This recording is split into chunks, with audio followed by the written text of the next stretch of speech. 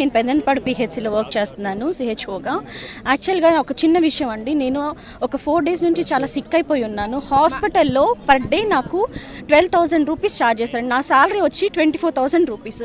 నేను ఒక రోజుకి నాకు 12,000 రూపీస్ ఛార్జ్ చేశారని చెప్పి నేను వెనక్కి వచ్చేసానండి. క్యాన్లాతో కూడా నేను ఇంట్లోనే నేను ట్రీట్మెంట్, కనీసం మా హెల్త్, మేము హెల్త్ డిపార్ట్మెంట్లో ఉంటూ కూడా మా హెల్త్ని కూడా మేము కాపాడుకోలేనటువంటి సిచ్యువేషన్లో ఉన్నాం. ఫస్ట్ బ్యాచ్లో మేము జాయిన్ అయ్యామండి 2019లో. ఇంతవరకు ఒక్క రూపాయి కూడా మాకు హైక్ లేదు.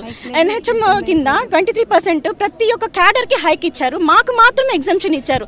మరి ఎందుకు మేమేం చేస్తున్నామో మాకు అర్థం కావట్లేదు. వాళ్ళు చెప్పిన ప్రతి ఒక్క వర్క్ మేము చేసుకుంటానే ఉన్నాం. మేము ఎవరైతే డిపార్ట్మెంట్లో ఎక్కడైతే ఏ ప్రోగ్రామ్ న్యూగా లాంచ్ చేసినా కానీ ఆ ప్రోగ్రామ్కి మేము వాళ్ళు చేస్తున్న ఎవరైనా చేయకపోతే నెక్స్ట్ ఆప్షన్ ఏంటి అంటే సిహెచ్ఓస్, MLHPs. సో ఆ వర్క్స్ అంతా మాతోనే చేస్తున్నారు.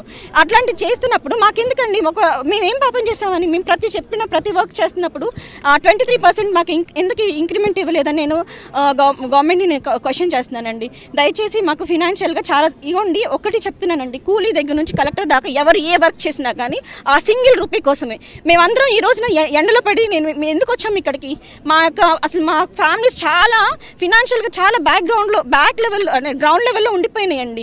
ఎలా అండి మేము బ్రతకాలి? గ్రాడ్యుయేట్స్ చేసి మేము ఎందుకండి, మేము ఏదైనా చక్కగా మేము కూడా ఆశాస్ లాగానే మేము 10th చదువుకుని ఊళ్ళలో ఉండిపోయినా అయిపోయేదండి. వాళ్ళు చాలా గౌరవంగా బతుకుతున్నారండి. చెప్పాలి అంటే మేము కూడా అలానే చూసుకునే అయిపోతుందండి. వేలకు లక్షల ఫీజులు కట్టుకొని మెరిట్లు తెచ్చుకొని ఇక్కడ దాకా వచ్చి మేము సర్వేలు చేసుకుంటున్నాము. మేము ఫస్ట్ అసలు టీమ్ లీడరు అడ్మినిస్ట్రేటివ్ ఇవ్వండి అని చెప్పి మమ్మల్ని తీసుకున్నారు. ఇప్పటికీ ఎలాంటి అడ్మినిస్ట్రేటివ్ పవర్స్ మాకు ఇవ్వలేదు. అసలు టీమ్ లీడర్గా మమ్మల్ని అసలు గుర్తింపే లేదు. పోతే మళ్ళీ PF కట్ చేసేసారు. FRS అంటూ మా హ్యామ్లెట్ విలేజెస్లో మేము వెళ్తున్నా కూడా అక్కడ ఎక్కడ అసలు రేడియస్ లేదు. రేడియస్ తీసేసిన దగ్గర నుంచి మా లొకేషన్లో కూడా మాకు పడట్లేదు. అండ్ మేము హ్యామ్లెట్ విలేజెస్లోకి వెళ్తే మళ్ళీ మేము సేమ్ ప్లేస్కి వచ్చి హెడ్ క్వార్టర్కి వచ్చి మేము FRS వేయాలి. ఎక్కడ తిరుగుతామండి ఇవన్నీ?